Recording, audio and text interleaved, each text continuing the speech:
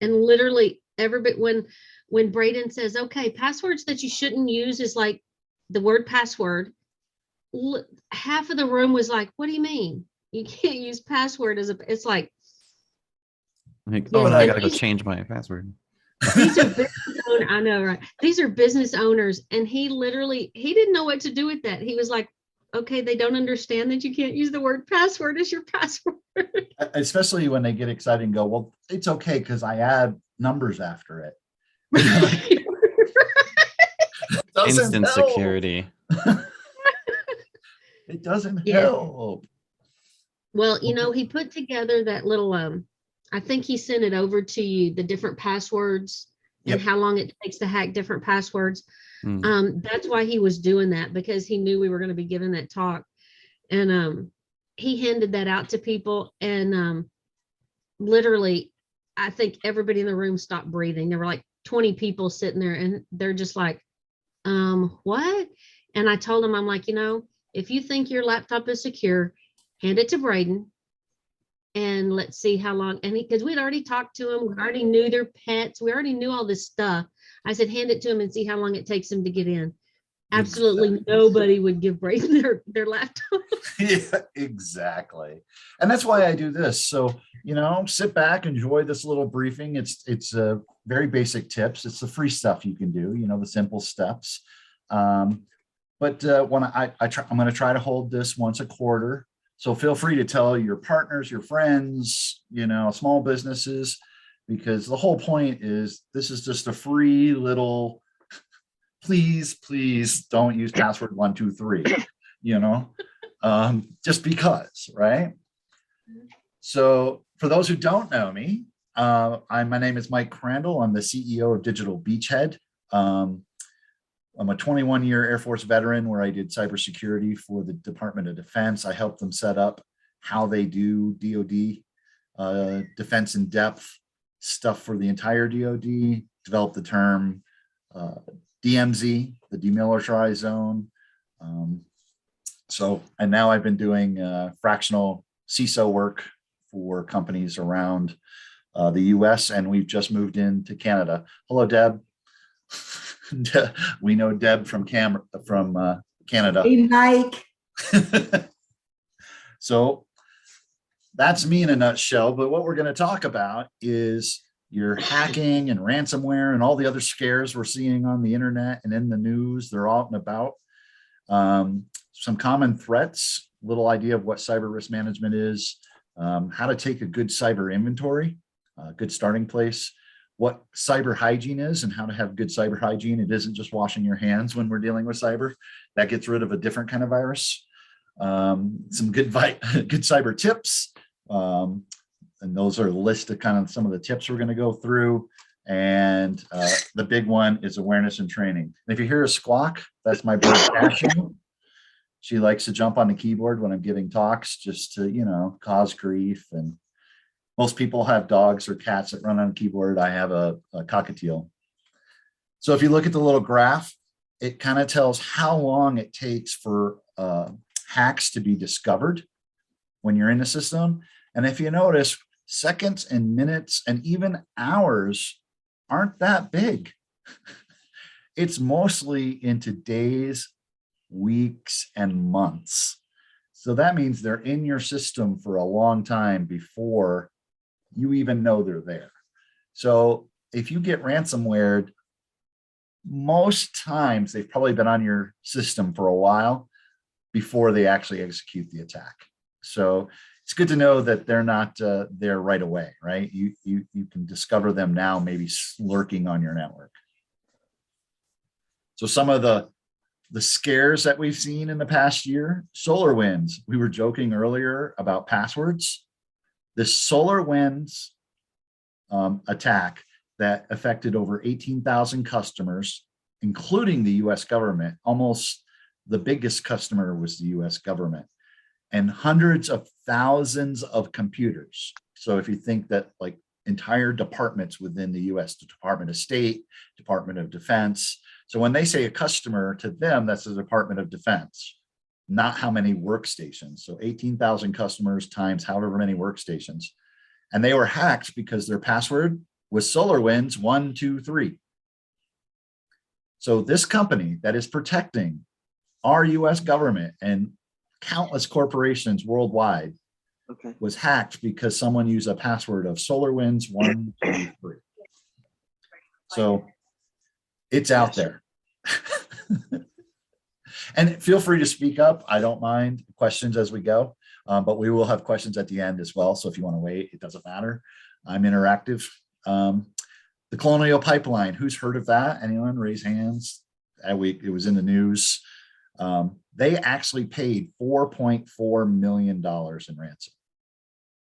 And it shut down their pipeline, not because, and this is the sad thing, not because the hackers got into the operational pipeline network. They got into the billing, and the pipeline couldn't bill the customers. So they stopped the pipeline because they didn't want the fuel to go if they couldn't charge people for it. So they stopped entire pipeline by basically hitting your finance system. So it's like they hit your bank account, you couldn't charge your customers, so you said, I'm not giving out any more fuel. The government was able to, they found the Bitcoin, they found about half of the Bitcoin and were able to retrieve it. But that still leaves like 2.2 million. I don't know about your companies, but I know I can't afford 2.2 million. Can't afford $2.2. So we don't want to be given out to the ransomware. JBS Foods was another big one, but I don't know if as many people heard about it. But JBS Foods is a big meat producer in the US, and they actually paid one of the highest ransom to date so far of $11 million.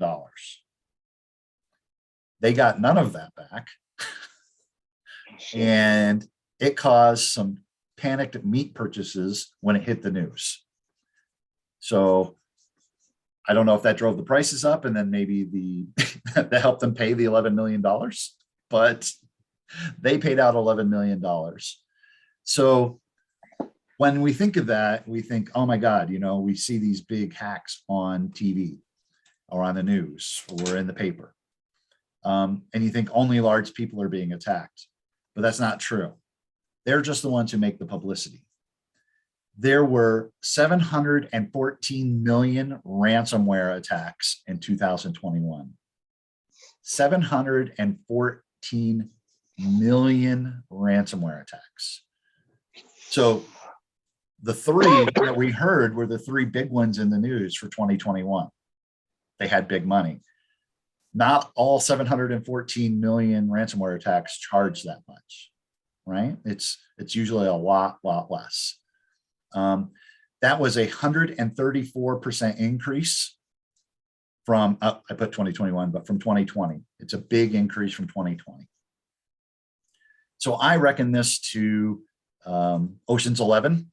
If we've seen the Ocean's 11 films where it's a big heist and there's lots of money involved and it takes a lot of planning and all this time, that's what hits the news. But how many convenience stores or 7-Elevens were robbed last night? Hundreds, maybe thousands. They don't make the news. You know, that's not the big splashy headlines that, you know, 12 7-Elevens were robbed in our town last night. But those people are making $100, $200 in a robbery. You add that times 714 million, you've made a lot of money. And that's what ransomwares are doing. I had clients that for as low as $50, you know, just their home computer. And then I just was on the phone with a university in Tennessee, and they locked down their entire university. And they didn't pay the ransom, but they paid almost double the ransom to get recovered. So it's out there, and it's better to have and not need it than to not have. A quote from Franz Kafka. So this is just a short little video. So I invited a few of the world's best to show you how easy it is. And show me where my vulnerabilities are. And now I'm going to meet them in Las Vegas for DEF CON, the biggest hacker convention of the year. They're going to hack me using social engineering, which is essentially hacking without any code. They just use a phone and an internet connection. You want to do a sample phishing call? What's phishing? Phishing is voice solicitation. And basically what you do is you use the phone to extract information or data points that can be used in a later attack. Let's do it. Okay. Who are you gonna call? Maybe I'll call your cell phone provider and see if I can get them to give me your email address. I bet they're good. I bet they have my back. Who thinks they have his Go back? for it. I'm gonna spoof from your number, so it's gonna look like it's calling from you. Okay. Hi, I'm so sorry. Can you hear me okay? My baby, I'm sorry. my husband's like, we're about to apply for a loan and we just had a baby and he's like, get this done by today. So I'm so sorry. I can't call you back. I'm trying to log into our account for uses information and I can't remember what email address we used to log the account. The baby's crying and can you help me? Awesome.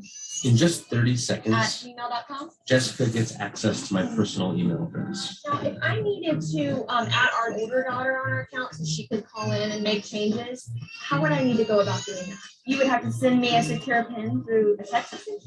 Yeah, well, the thing is, I don't think I'll be able to receive a text message if I'm on the phone. Oh, I'm not on there either? So I thought when we got married, he added me. Jess uses my girlfriend's name and a fake social security number 5127. to set up her own personal access to my account. Wait, I'm sorry. So there's no password on my account right now. Can I set that up? She even gets the support person to change my password. Thank you so much for your help today. So she just basically blocked me out of my own account. I'll get her fed after this. All right. Thank you. Holy shit. So they just gave you access to my entire cell phone account. You're going to have to go on and change your password now because it's Jess. My name. And all it took was a crying baby and a phone call. So that's how easy it was. Why I don't get mad at the people asking me tons of questions and making sure it's me. Exactly. And setting up a good, strong password on your account, letting them know that, maybe I won't do anything over the phone. Trust me, I'll come into the store to make all my changes. Don't allow online transfers. The big thing they're doing now with that is they're actually trying to get your SIM cards changed. And they're saying, I need to change out my SIM card. And then they can do two-factor authentication as you. So definitely talk to your cell phone providers and make sure they're covering your behinds. So the biggest and most common threats that are facing you today isn't necessarily someone calling in and trying to break into your phone account, but it's malware. It's someone sending some malicious software to you, or you collecting malicious software off a download somewhere, which leads to the ransomware, where they put up the big screen of death and say, you have to pay me Bitcoin to unlock your computer. Along with the ransomware, they're now doing something, they're kind of changing ransomware, and it's they're trying to do something where they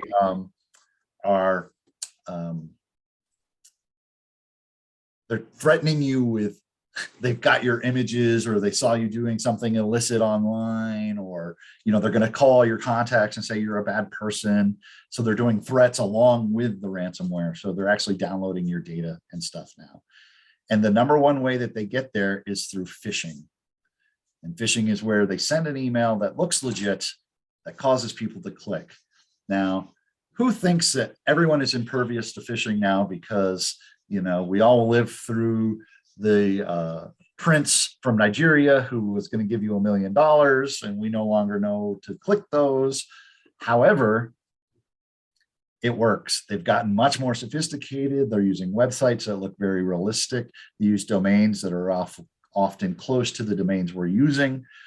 So our users are our weakest link because they will click, as in with this little meme.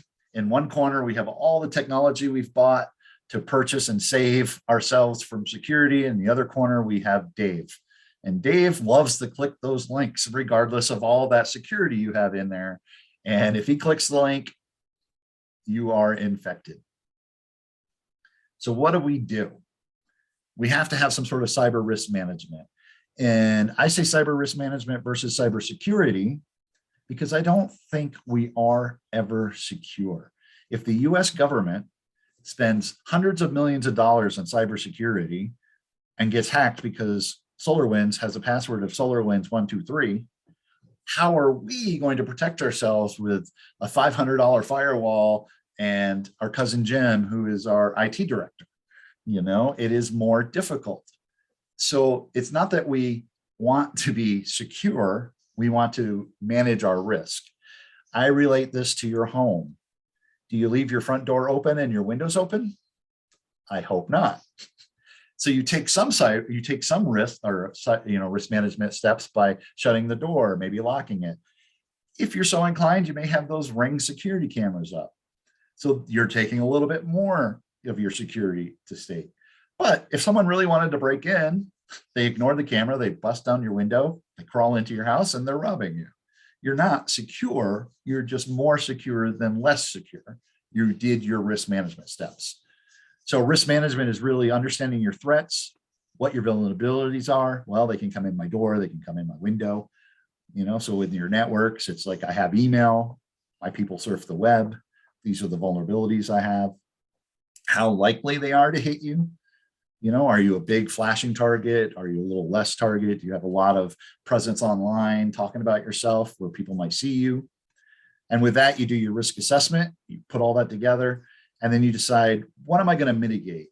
I'm going to have a strong password. I'm going to put in a firewall. I'm only going to visit certain websites, from my work computer. And those other risks you have to accept. Well, to sell my business, I need a website. So people have to know I exist. I have to accept that risk that I'm putting it out there. And it's that balance of what you accept versus what you'll try to stop. And with limited resources, you need to focus on those low cost solutions.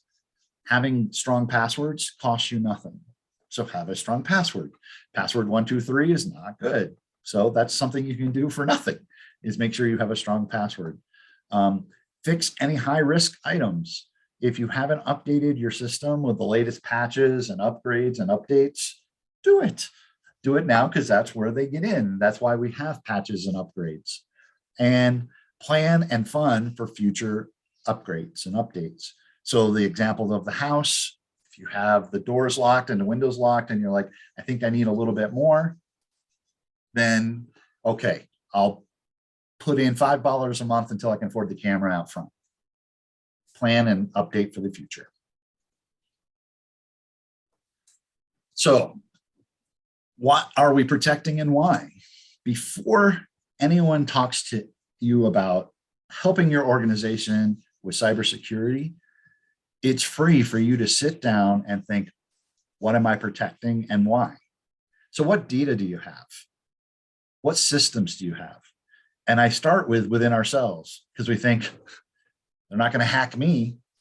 Well, we just talked about phishing. That's hacking you.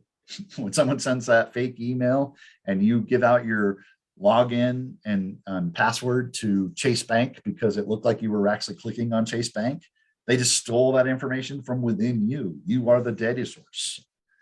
So that's all stuff you have to consider.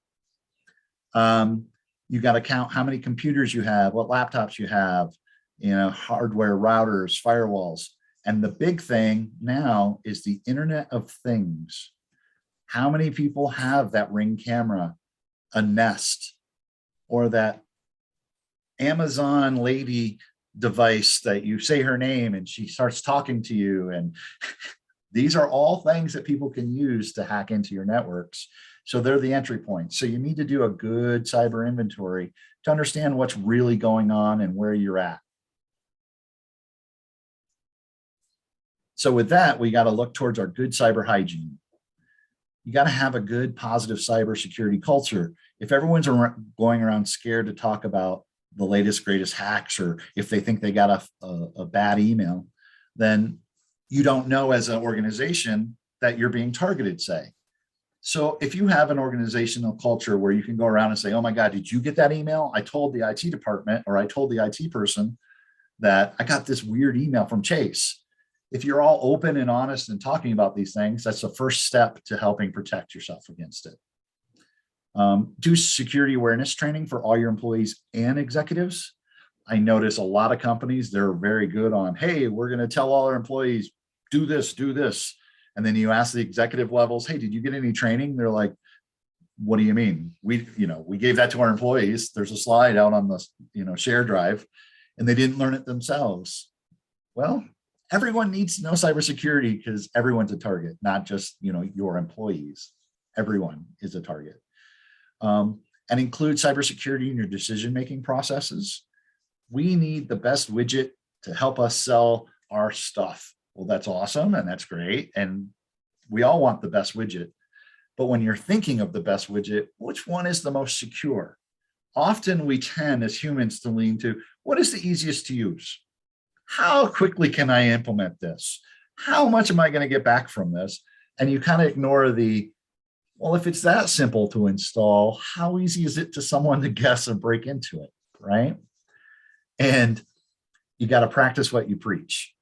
So again, as a leader of an organization, make sure you're telling people, hey, I do this too. I got an email that was, strange and scary. Did you get it? You have that open culture, because it is, and it all starts with you. And this meme I love because in the 60s, I better not say that, otherwise they might wiretap my house. And then you go to today and you're like, hey, wiretap, I want a recipe for our houses are mic'd 24/7 with either Google or the Amazon. Everybody is listening to us. It's funny how times change. So where to start? Within your company, how do you fix things within your organization? If you don't have policies, then your employees, the people who work in your organization, won't know what they should be doing. So every organization should start with a policy, a general cybersecurity policy, what sites are good to hit, what sites aren't allowed to hit, your acceptable use, what you expect out of passwords. If you can't, or you do not have the technology to enforce a 27-character password with upper and lower and all the crazy stuff, well, what do you want your employees to have for a password? Tell them. It has to be 12 characters. You have to have capitals and lowers. You got to have a number. You got to have a special character. You have to have a policy. Otherwise, they won't know what to do. Same thing with email. What do you do with email? What do you expect from email? Who should be sending them email? Are you, if you're not using your work email for personal use, they shouldn't get their Citibank email there. That would be a good clue that might be a phishing attempt if they're not using their work email to check into Citibank. So Citibank should not be emailing them there, those kind of things. But you have to tell your employees. And with this meme, it goes to changing your passwords or changing your default passwords. When we get devices from home, they are meant for ease of use, right? They want someone who is IT illiterate to be able to plug in that Nest camera or Nest thermostat or your refrigerator that now can tell you need milk. You need to, protect against those things. Well, they typically come with login of admin and a password of admin or a password of password. It's by default to make it easy to install. Well, if you install it and go like, whew, thank God I know I need milk now, that's awesome. But also every intruder in the world knows, hey, you got this refrigerator? Guess what the admin default password is? It's login admin, password admin. So it's kind of like leaving in this meme, the key to your house under your mat when you have a see-through mat. It doesn't really do you any good. You might as well swap it out. If nothing else, put a non-see-through mat. I wouldn't do that either. I wouldn't keep my key under there, but as we were joking earlier, passwords. The easiest and most often used way into your systems is via a weak password. So use strong passwords, but I always say don't use them so strong that you can't remember them. That makes it difficult, yeah? So you need to use different passwords for every site. So now I'm saying, wow, you got to have a difficult password and you need a new one for every site. I can't remember that.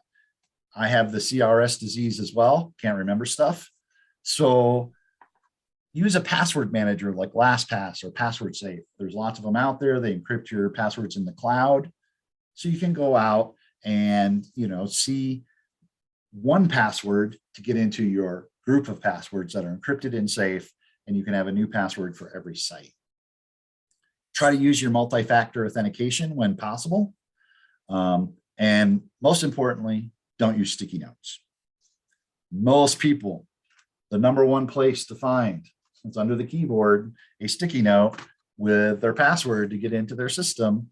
So when we go out and do those kind of penetration tests, that's where we look. And we also look around them and see where it's on a whiteboard, or, oh, you're a Manchester United fan. Let me try some Manchester United passwords, or, Dallas fan. I'll try my Dallas passwords. So I do like this where it says I changed all my passwords to incorrect. So that way, whenever I forget and I type in a password, it says your password is incorrect. And I'm like, oh, thanks. I remember my password. It's incorrect. And another good site, Have I Been Pawned? If you haven't been there, you can type in your email address and it will tell you all the different places on the dark web where your email has been stolen, used in other hacks. So you might think, well, I've not been broken into, but if they broke into Equifax, if you remember the big Equifax hack, they probably have a username and password for you out on the internet somewhere. So you can type in any email address into Have I Been Pawned, and it will show you. Wi-Fi. Now that we're all working from home in the land of COVID, most people are using their home Wi-Fi. The problem with Wi-Fi is that anyone that can see that signal has access to your network. It's not the old days with the plug and they have to be in your network and plug it into the wall. They can be sitting in your driveway and have access to your network. Now, hopefully you're using a strong password to protect your Wi-Fi. But something else you can do is to not broadcast your SSID. That's the name of your Wi-Fi. If you do not put a name in, if you notice when you go onto a phone or other things, it'll say identify and you have to type in the name of the SSID. So you could do that. I have a public Wi-Fi that's out there, and I basically use that for the public Wi-Fi. I do that for, I call it NSA collection. So people think it's the NSA listening into their stuff, or I'll put the CSPD.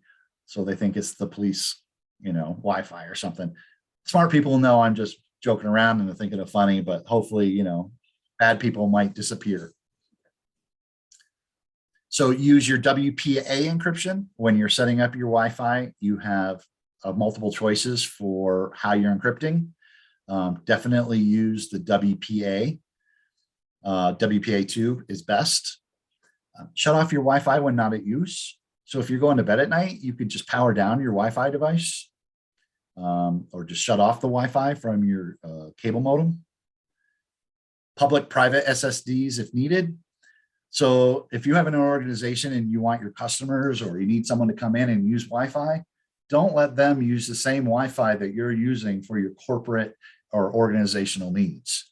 Set up a guest Wi-Fi for the guests, and then keep your Wi-Fi separate. And then if possible, and if you can on some organizations, you can restrict access to the Wi-Fi via the MAC address, each individual computer, so you know exactly who is connecting to your Wi-Fi. Okay, and backup and recovery. This is super important. So when we go through and we said we've got these small little tips, change your passwords, protect your Wi-Fi, have your policies in place.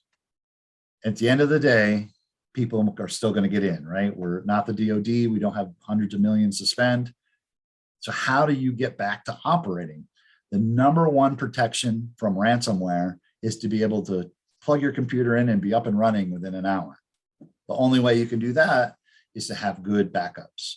And a backup plan, I use the power of 3. I have a connected backup. That's me on my system or with a USB drive that's on all the time. It backs up constantly. So it's like a up to the minute data backup of everything I have on my system. The problem with that is if I'm ransomware, more than likely they're going to attack that hard drive and encrypt it as well. So I have a cloud backup. The problem with some cloud backups, if you have iCloud, Dropbox, or anything that has a connector to your cloud on your computer, likely they'll be able to encrypt your cloud as well. So then I have my disconnected backup. I don't do that as frequently, but at least once a week, once every other day, depending how much data I have changing. I plug in a USB, back up to the USB, put the USB in a safe. If the hackers are able to get into my safe and encrypt my hard drive, I'm in more problem than just the ransomware that I got. I'm in more serious trouble. So that's my power of 3. So if I lose a file, I know I can have an immediate backup. It's on my hard drive. If my hard drive gets corrupted, I know I have my cloud backups that I can go to and back up everything. And then lastly, if everything else goes to hell and the ransomware has backed up everything I'm connected to, I got to open the safe, and I know I've got a at least 2-day-old or 3-day-old backup that I can go to, and I lose minimal data. And that's the important thing. Losing minimal data. Encryption. This is another protection, not necessarily from being ransomware, but from losing your data. So one of the biggest expenses for an attack on an organization beyond the recovery from ransomware is if they steal your customers or clients' data. Most states have privacy laws. And an important thing to remember is the privacy laws relate to where your customers are, not where you are. So I'm located in Colorado, but if I have a client in California, I have to follow California's privacy law on their data. So you have to remember where your clients are and what are the privacy laws of that state. The US hasn't had a federal privacy law for commercial companies, and it goes state by state. So it makes it really difficult for us as organization and business owners to know at what level do we need to protect and what actions do we need to take. But if your data is encrypted, they have stolen none of your data. They've installed an encrypted file or files, and you do not have to take a lot of the actions.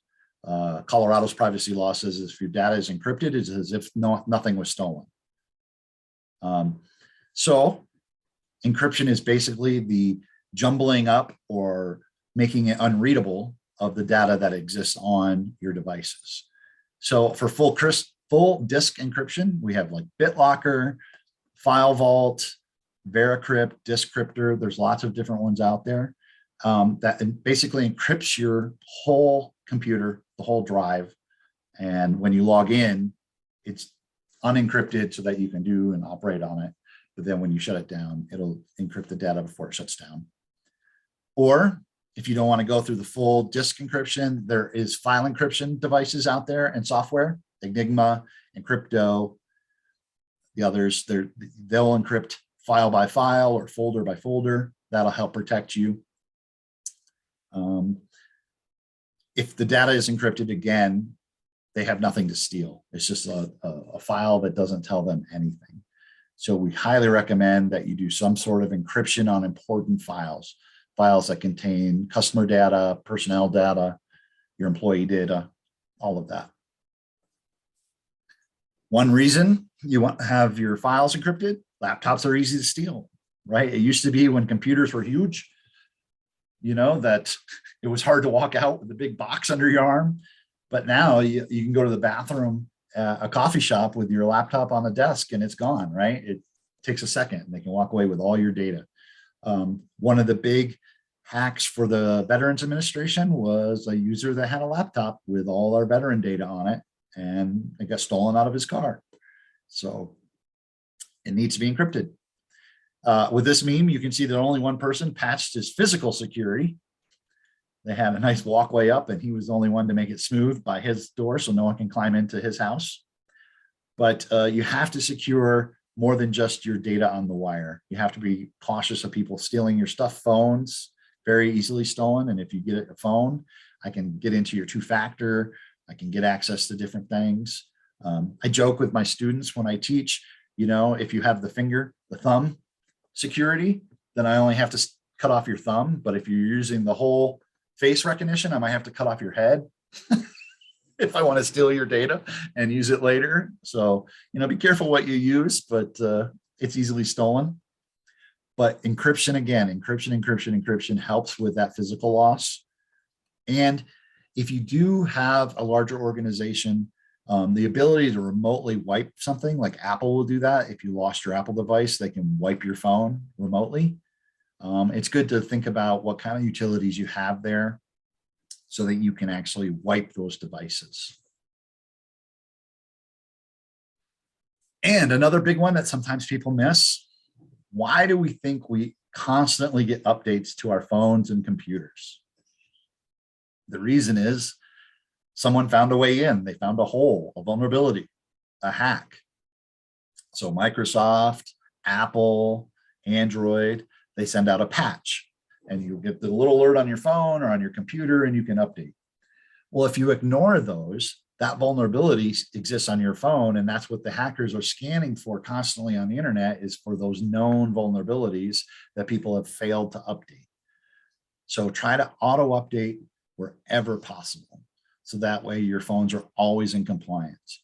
If you are working in a system that if you update, it could cause issues with your current software. Because sometimes when we get our updates, we know that it ruins some programs we have because they haven't updated the program to match the update of the operating system. Know that's a vulnerability and update as soon as possible. Malware and antivirus updates, make sure you have them auto updating because they're the ones that come in and will check to see what is what known hacks and malware is out there. So you got to keep those updated as well. Otherwise, you're not keeping current with what antiviruses are out there. But across the board, make sure you're up to date.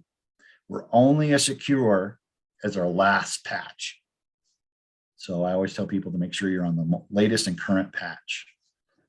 And now the last and the most important thing, is training. Training. We touched on it earlier, but employees and email are like your leading cause of data breaches. Getting that spam email, getting that phishing email, employees going to websites that maybe they're not supposed to. And it doesn't necessarily need to be bad websites. You go to an eBay site or you're going to some sort of shopping site online while you're at work, and maybe there's bad software and someone has already broken into that website. They call that kind of like a drive-by hack, where you go to a website, it's innocuous in what you're trying to do. You don't think you're doing anything wrong. I'm looking up the next swimwear line for me because, I'm always worried about my physique, not really, for the next swimwear season. And I'm looking at this website and boom, that website's been attacked and has been corrupted. And now I'm downloading the bad stuff from this website, and I don't think I'm doing anything wrong. I'm just shopping.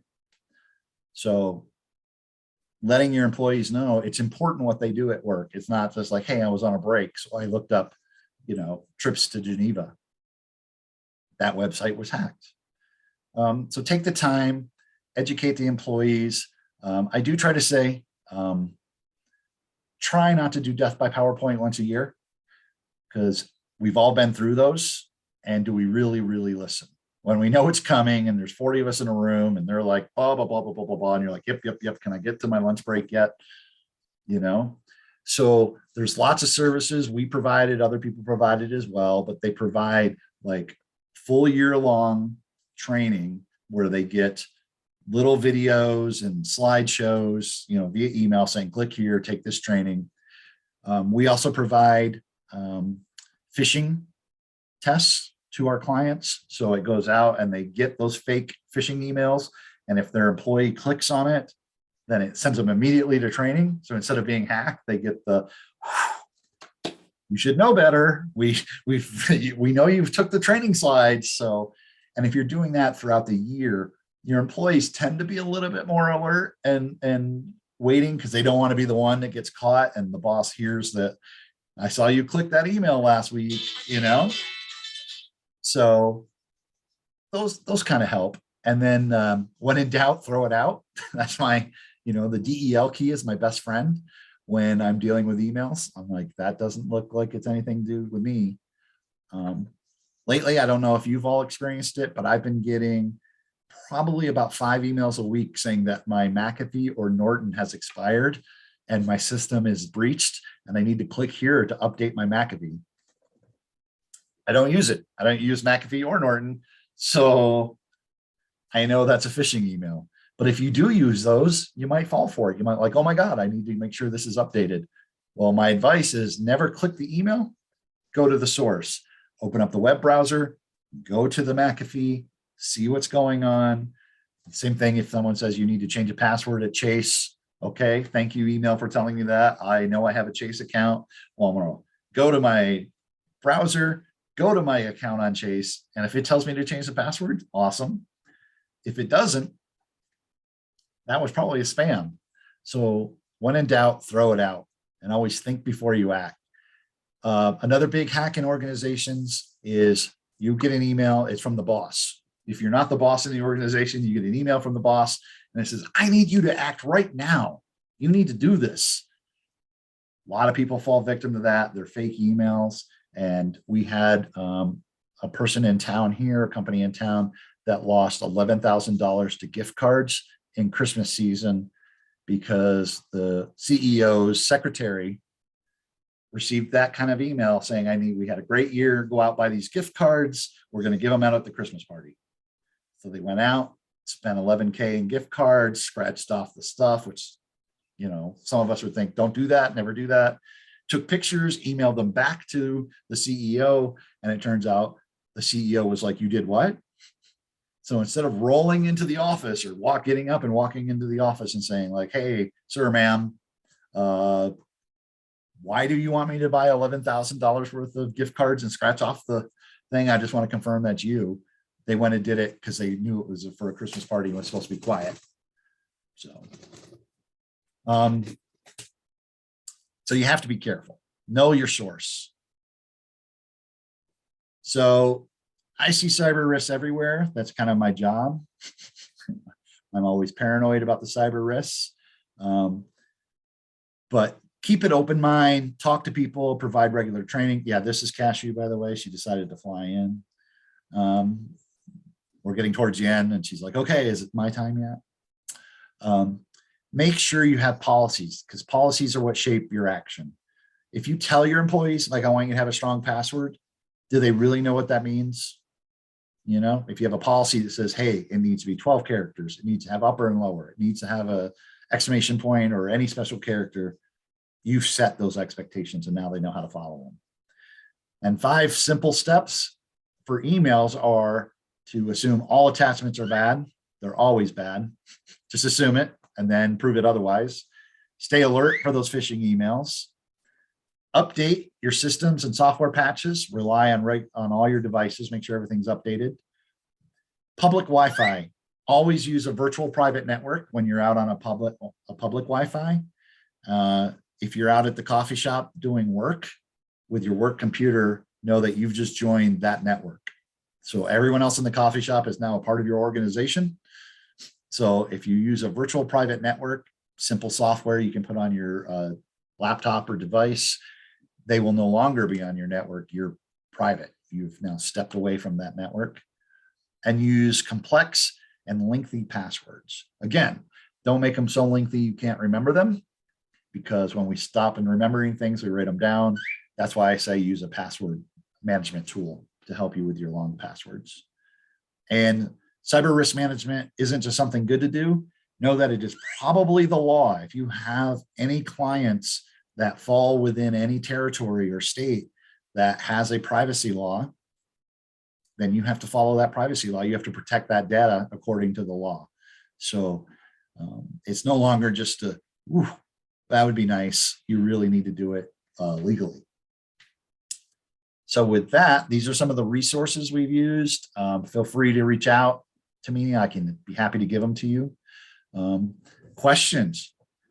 Is anyone more or less scared of the internet? Anyone want a cockatiel?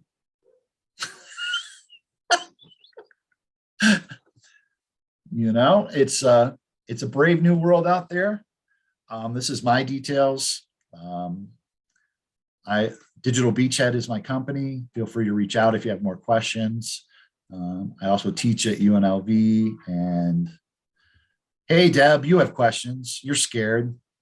So great presentation, Mike. Like, wow, talk about basic 101. And I didn't know 3/4 of basic 101. So a great investment in time.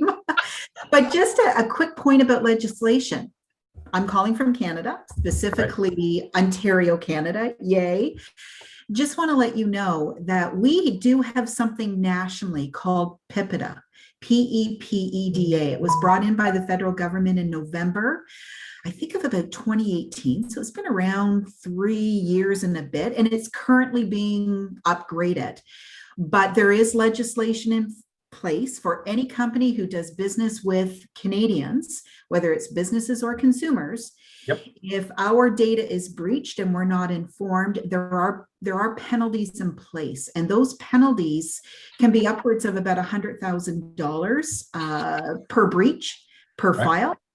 And those penalties are now being reassessed, just so you know, because we all know the story of Europe and the General Data and Protection Regulation, the GDPR, and they can be, upwards of percentages of your bottom line. So certainly Canada is taking this pretty seriously now, because we have breaches constantly. And, Mike, we heard on the news about SolarWinds. We heard on the news about Colonial Pipeline. We heard on the news about JBS. But you know what? We've had a bunch happening here too. We've had labs. We've had the CRA, the Canada Revenue Agency, similar to your IRS. We had almost the entire province of Newfoundland who had healthcare patients and employees having their data breached. So really serious stuff. And, thanks for taking time out of your day to help us. It's really, I thought for a minute there, you're going to say, we all thought, thank God we're not Americans. But the key there, and I'm glad you point that out, but the key that I think people forget is it isn't where you're located. You do have to follow the law where you're located, but with privacy laws, it is where your consumers and clients and customers. So if I, to Deb's point, had a client say, hey, I'm calling you from Ontario, Canada. I want to be your client, and I've taken their information. I now am legally obligated to protect their data according to Canadian law. So that's kind of where we as organizations kind of get lost, because we think, well, I'm in Colorado, I'm following Colorado law, I'm perfectly fine. But if I have a person calling from France or California or Ontario, you have to follow those individual laws, because that's the people you're protecting. So that's something to consider. I had a question in chat. If one finds their information on that pawn site, what do they do? The best thing to do is it should tell you what was compromised, i.e. that email, and if a password was used, is to make sure that password and email are not used anymore together. Because the first thing that a hacker will do is if they, I was a part of, sadly, I've been a part of many hacks with my information, as we all have, but I was breached through that Hilton or the Marriott SPG. When they merged, there was a big hack, and I was a Marriott member. So if you go out on the dark web and you were a Marriott member, it could show, hey, we saw your password and your email you used as a Marriott member. Well, one, change that right away. So, because they already know it. But if you've used that email and that password in combination anywhere else, the hackers will go out and try to get access that way. Again, why we want to have a different password for every site. It's because if they break into one, they're just going to start using it everywhere. They're going to be Mike here, Mike there, Another question is, can you talk about protecting more social media accounts that seem to be more pervasive types of scams, in particular LinkedIn and Facebook? Those usually boil down to passwords, having a weak password and or how many parents or friends send you that nice little GIF in your messenger that's like, click here and you're going to get this funny video. Well, you click there and they've broken into your account. So they are doing a lot of this phishing type connections via instant messenger and the Facebook messenger and those kind of things. And my mom over Christmas, we all got a message from my mom, and it was a little opening card that said, you know, hey, Merry Christmas. And it was funny and cute. And when we said, Mom, why are you sending this? We don't know where it came from. She goes, I know where it came from. It came from my friend Betty. Well, great, Mom. Your friend Betty was hacked, and now you're hacked, and now you're trying to get us all hacked. So, and that's where they're getting you. You know what I mean? So that is the key. So someone asked, it is haveibenpawned.com is the name of the site.